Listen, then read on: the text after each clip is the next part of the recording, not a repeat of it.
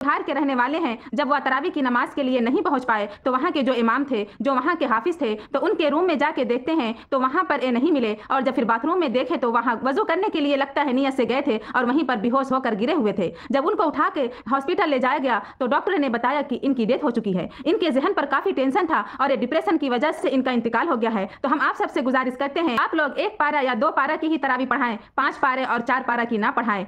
एक हाफिज का बहुत बड़ा मर्तबा होता है, उनके ऊपर यह प्रेशर ना दीजिए कि वह 10 दिन में तरावी को मुकम्मल करें, वह 15 दिन में करें। आप लोग से गुजारिश है कि बल्कि आप ही लोग उनसे कहिए कि आप पूरे महीना तरावी पढ़ाएं, ताकि पढ़ने वाला भी सुकून और इत्मीनान से पढ़ सके और पढ़ाने वाला भी। तरावी पढ़ने का मकसद यह है कि हम कलाम पाक को सही तरीके से सुने, सही तरीके से समझें। एक हाफिज का बहुत बड़ा आला मकाम है। अल्लाह ताला ने हाफिज कुरान को बहुत ही ऊंचा मकाम दिया है। इसी बात को मद्देनजर रखते हुए मुफ्ती सलमान अजहरी की छोटी सी हम वीडियो देखते हैं कि उन्होंने क्या खास अंदाज में एक हाफिज कुरान के बारे में बताया है। आइए सबसे पहले हम वीडियो को देखते हैं। चलिए वीडियो शुरू करते हैं।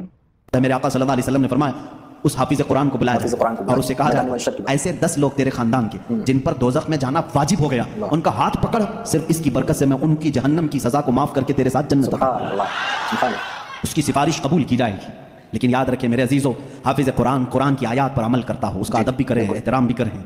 आज ज़माने में हुफ़ाज़ कुरान के साथ बहुत ही बुरे सलूक देखने को मिलते हैं। याद रखना, क़यामत के दिन वो उस अजाब में मुब्तला होंगे जो कुरान की बेहुरमती करने वाले का अजाब होगा, क्योंकि वो हाफिज कुरान की बेअदबी करते हैं। हमारे बुजुर्गान दीन जो सलफ़े सालिहीन हैं, मैंने पढ़ा भी है, बुजुर्गान दीन का तरीका तो ये होता था कि अगर कोई हाफिज कुरान ज़मीन पर बैठा है तो वो कभी ऊपर नहीं बैठते थे।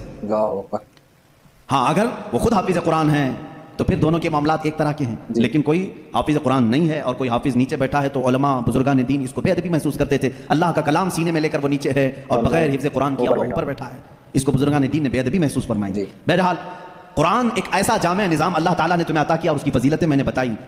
और सबसे बड़ी बात क्या है मालूम है? कुरान अल्लाह ने उतारा, आयतें सारी चीज़ें मेरे आका सल्लल्लाहु अलैहि वसल्लम पर उतरती रही। इसकी पहली आयत जो उतरी, इक़रा बिस्मि रब्बिकल्लज़ी खलक़, गारे हिरा में, वाक़या आपको मालूम होगा। मेरे आका सल्लल्लाहु अलैहि वसल्लम, पहाड़ पर एक गार है, आज भी मक्का के किनारे, गारे हिरा उसको कहते हैं, जबल नूर, वहाँ पर इबादत के लिए जाया करते थे। जिब्राइल अमीन एक रात आए और रिवायात ये बताती हैं कि वह 17 रमज़ानुल मुबारक की रात थी।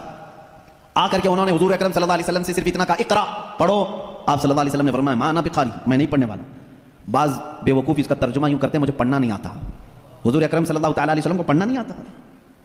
आपने जिब्राइल अमीन ने सीने से सीना लगाया और फिर कहा, इक़रा, कहा पढ़ो। मेरे आका सल्लल्लाहु अलैहि वसल्लम ने वही जवाब दिया। 4 बार इस तरह से हुआ। चौथी मर्तबा जो है जिब्राइल अमीन ने सिर्फ इक़रा नहीं कहा। इक़रा का मतलब क्या होता है? पढ़, तो ऑर्डर है, ऑर्डर, पढ़। लेकिन जिब्राइल अमीन ने जब ये कहा, इक़रा बिस्मि रब्बिकल्लज़ी खलक़, पढ़ उस रब के नाम से जिसने पैदा किया, मेरे आका सल्लल्लाहु अलैहि वसल्लम ने पढ़ना शुरू किया। मेरे आका ने मिजाज ये बताया अपनी उम्मत को कि पढ़ो वही जो रब तक तुम्हें पहुंचा है, तालीम हासिल करो वही जो रब के नाम से शुरू हो या रब तक तुम्हें पहुंचाए। ये आयतें यहाँ से शुरू हुई और आयतें जो खत्म हुई हैं उसमें इख्तिलाफ है। बाज़ उलमा ने लिखा है कि अल-यौम अकमलतु लकुम दीनकुम, ये आखिरी आयत थी जो हज्जतुल विदा में मेरे आका सल्लल्लाहु अलैहि वसल्लम जब आखिरी हज में थे नाजिल हुई।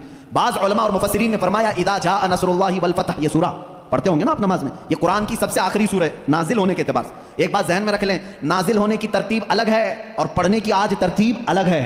कुरान आज जो पढ़ा जाता है इसकी तरतीब कैसे है? सूरह फातिहा पहले है अल्हम्दुलिल्लाह, उसके बाद सूरह बकरा है, उसके बाद सूरह आल इमरान है, उसके बाद सूरह निसा है, उसके बाद सूरह माइदा है, उसके बाद सूरह अनाम है, फिर सूरह आराफ। इस तरह से ये सूरतें चली और ख़त्म कहाँ पे हुई? सूरह वन्नास, कुल औज़ु बिरब्बिन नास मलिकिन नास पढ़ते हैं। तो वीडियो आप लोगों को कैसी लगी कमेंट बॉक्स में जरूर बताइए।